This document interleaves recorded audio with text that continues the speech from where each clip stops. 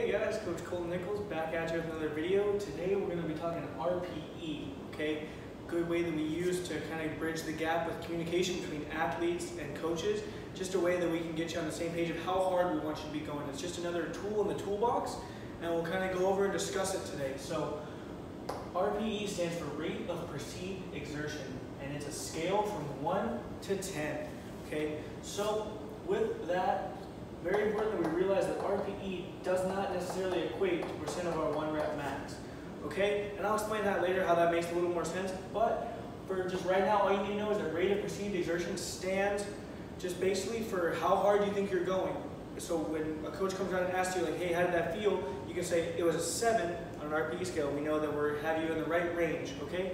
So the biggest problem with RPE that always has been is just getting everyone on the same page, making sure that everyone kind of knows what every number on the scale feels like, and the only way to really do that is just kind of by putting everyone through something and being like, that is what that is. But in this video, we'll go over really quickly what each number means on the scale, but at the end of the day, you're gonna have to feel it for it to really mean anything and for it to really count for you to be able to use it. So like I said, scale from 1 to 10.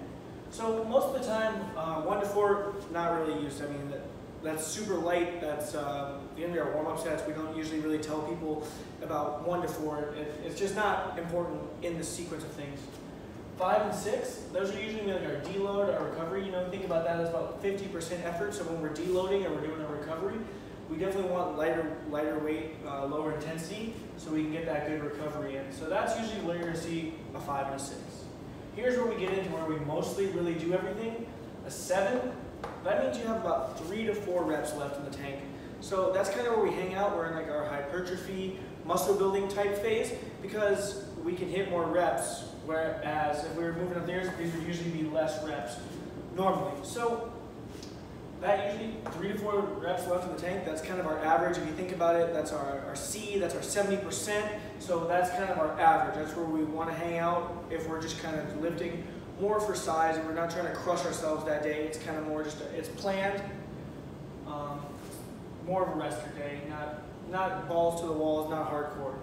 Then we move into 8, okay? That means we have about 2 to 3 reps left in the tank. So see where we're going with this, how it kind of goes down like that? And that's how the scale works. The higher, the closer we get to 10, that's the harder it's gonna be. So at 8, 2 to 3 reps, this is still gonna be not super intense, but you're gonna be more towards the strength end of the curve rather than hypertrophy, kind of where you're more hanging out. So like I said, there's days planned for that. It's important that we do that in the right order. We plan the days that we're hitting 8s, we're hitting 7s, we're hitting 9s, all part of a well-balanced program. So here we are, we're landing at 9. So this is our 1 to 2 rep left, and usually if we're going for our strength or power, we're usually going to be sticking to 9s because we want everything as intense as we possibly can. But let's remember, RPE does not equate to percent of 1 rep max.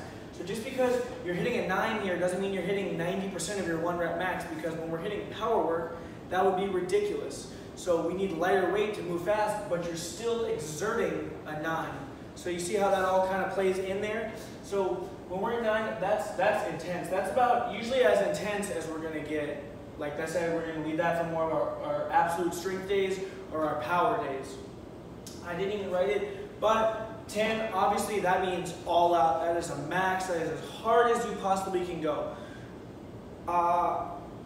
In my opinion, opinion of others, we have a fine number of real 10s in our life. So to try to waste those in the gym is ridiculous. Those are usually saved for your competitions, days that you train for, that you need to go all out. That's when we start to hit 10s.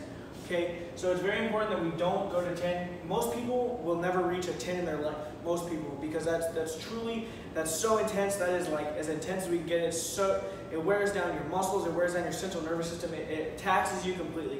So think of that as your powerlifting meets or any other kind of meets where you have a few reps and it's full-on exertion. So with that being said, that's kind of how we use RPE. Like I said, it is a tool in the toolbox. Helps coaches and athletes kind of bridge that gap so we can communicate. It sometimes gets too ridiculous to ask an athlete to do a percentage of their 1 rep max, putting that in the program. So that's where we'd rather come in the RPE.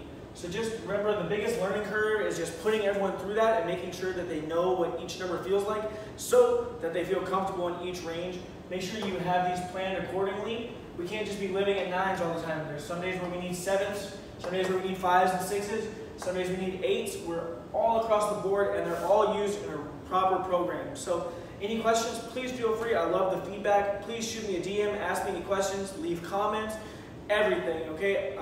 Anyone needs any help, please feel free to reach out to me.